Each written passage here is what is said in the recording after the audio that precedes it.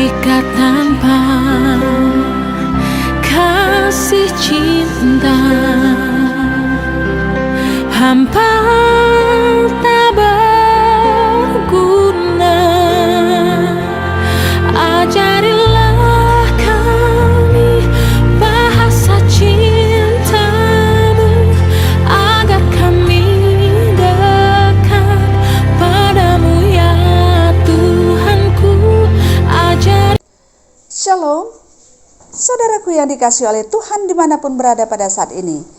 Kita berbahagia karena kita jumpa kembali bersama-sama untuk mendengarkan firman Tuhan di dalam persekutuan kita. Untuk firman-Nya yang akan kita dengarkan, mari kita berdoa. Kami datang ke hadirat-Mu ya Tuhan, untuk memohon berkat Tuhan, penyertaan Tuhan di dalam kami mendengarkan firman-Mu. Sehingga kami boleh mendengarkan firman ini, kami boleh memahaminya, dan kami boleh memakaikannya dalam kehidupan kami. Dan biarlah setiap firman yang akan kami dengarkan ini sungguh-sungguh menjadi kekuatan kami dalam menjalani kehidupan ini. Di dalam nama Yesus kami berdoa. Amin. Saudaraku yang dikasihi oleh Tuhan, firman yang akan kita dengarkan hari ini mengingatkan kita akan satu kalimat yang mengatakan, sekali apapun yang terjadi dalam hidup kita, kalau itu adalah kehendak Tuhan, kita harus bersyukur. Oleh karena itu sering sekali kalimat ini dinyatakan, mengatakan kepada kita dalam segala situasi harus mengucap syukur. Apa alasan, apa latar belakangnya sebenarnya Daud mengatakan bahwa biarlah kiranya kita jatuh ke dalam tangan Tuhan, sebab besar kasih sayangnya. Karena pada saat itu Tuhan mengatakan bahwa Dia akan menghukum bangsa Israel. Bangsa ini selalu berbuat jahat. Sadar atau tidak sadar dia sering sekali mendukakan hati Tuhan. Sehingga Tuhan mengatakan akan menghukum mereka. Maka Tuhan mengutus Gad untuk memberikan pilihan kepada Daud sebagai raja, sebagai pemimpin bangsa ini. Memilih yang mana? Yang pertama, mereka merasakan kelaparan selama 3 tahun. Yang kedua, Daud harus lari dari negerinya. Artinya, dia tidak boleh bersama-sama dengan bangsa itu untuk membangun bangsa Israel. Itu artinya bahwa kalau Daud pergi, maka tidak ada yang menjadi pemimpin bangsa Israel. Dan yang ketiga, penyakit sampar akan kena. Penyakit sampar akan terjadi di negeri ini. Mereka harus memilih, Daud harus memilih di antara yang 3 ini. Oleh karena itu, Daud mengatakan bahwa sangat susah hatiku. Karena yang manapun yang ketiga ini sangat sulit baginya. Kalaupun dia pergi, dia merasa sulit bagaimana dia meninggalkan bangsanya. Tentu mereka akan semakin jahat. Kalau dikatakan kelaparan, bagaimana? Apa yang akan terjadi kalau terjadi kelaparan 3 tahun lamanya? Dan juga dengan penyakit, itu juga tidak menyenangkan bagi Daud untuk memilihnya. Tapi dia harus memilih. Sehingga dia katakan, sangat susah hatiku. Tapi dia katakan seterusnya, biarlah kiranya kita jatuh ke dalam tangan Tuhan, sebab besar kasih sayangnya. Maka terakhir dia katakan, dia memilih penyakit. Maka kalau kita baca ayat ini seterusnya, maka karena penyakit itu, penyakit sampar yang terjadi di tengah-tengah bangsa ini, maka 70.000 meninggallah bangsa Israel. Saudaraku yang dikasihi oleh Tuhan, apa yang kita bisa pelajari? Belajar dari kehidupan, pemikiran, hati nurani Daud yang mengatakan, sangat susah hatiku. Itu artinya bahwa sebagai anak Tuhan juga, kita bisa mengalami kesusahan hati, walaupun bukan kita yang bersalah. Walau bukan kita yang melakukan kesalahan, tapi bisa kita terkena kesusahan. Sangat susah hati itu. Itu yang dikatakan Raja Daud. Namun dia punya harapan yang besar. Harapannya adalah biarlah kita jatuh ke dalam tangan Tuhan, karena di dalam tangan Tuhan Dia bisa masih merasakan besar kasih sayangnya. Saudaraku yang dikasihi oleh Tuhan, oleh karena itu, sekali apapun yang terjadi di dalam hidup kita, mungkin kita mengalami pergumulan pada saat ini, mungkin ada penyakit, mungkin ada kesusahan ekonomi, mungkin ada juga penderitaan kita karena dihina orang lain. Mungkin kita merasa bahwa kita ditokoi orang lain. Atau mungkin kita merasakan bahwa ada orang yang membuat sesuatu yang tidak seharusnya dia lakukan.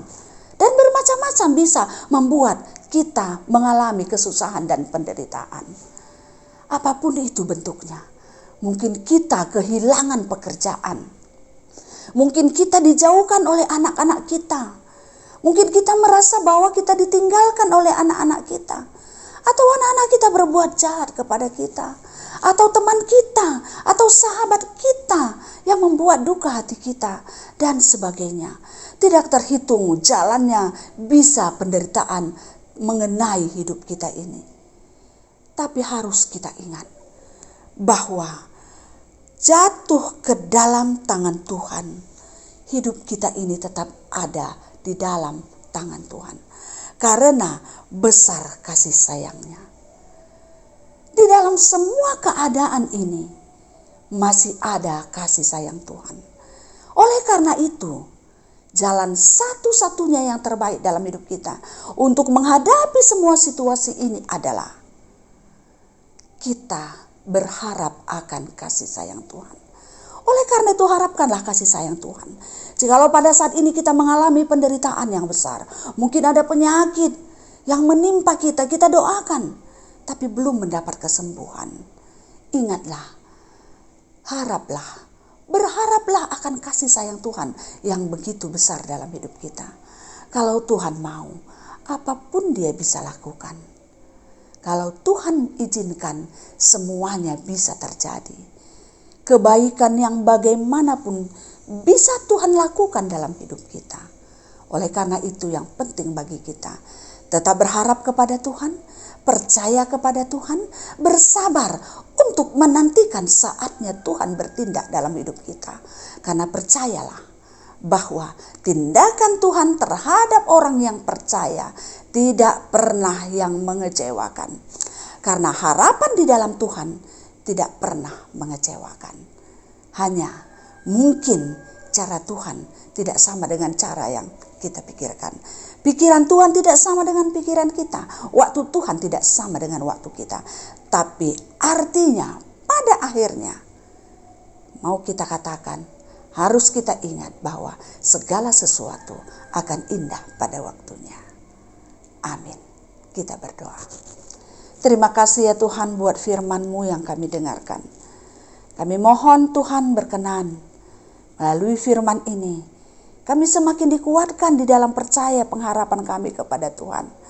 Kami boleh selalu diingatkan bahwa bersama Tuhan, di dalam tangan Tuhan, apapun yang terjadi, masih ada kasih sayang Tuhan dalam hidup kami.